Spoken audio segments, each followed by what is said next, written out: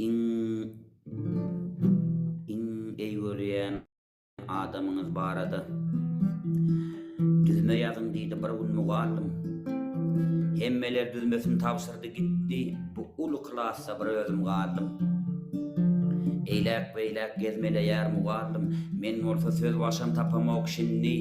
Kağıda damanna gözümün ýaşy mugallymym ýagdaýyma düşündi. Ol ýoşluk bilen çykdy da gitdi. Gözümi süpürdüm nemlenni ýene. Şeýdip ýeke galyp çola klassa saňa goşky goşdum mehriban gene. Bolýan işe seret ýanky düzmäme mugallymym şonu goýupdyr bäşlik. İlkinci goşguýuny şeýdip ýazdyrdy. Ezizin elinden allyran ýaşlyk.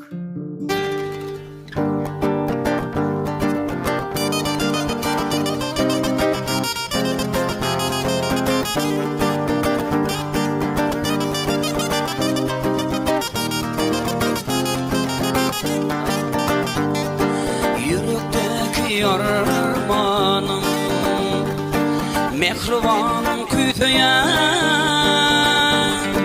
Yıllar geçti görmeli mehribanım küýseýän.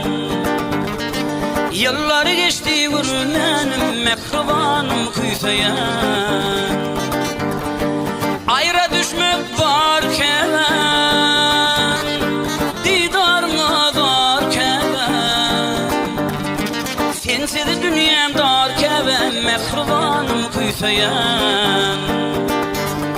Sensiz dünyam darken mehribanım küýseýän.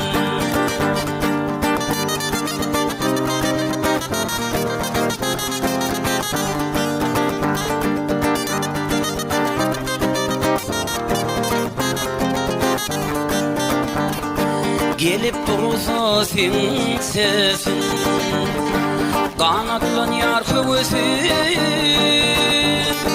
Gelýär seni göresim mehribanım küýseýän.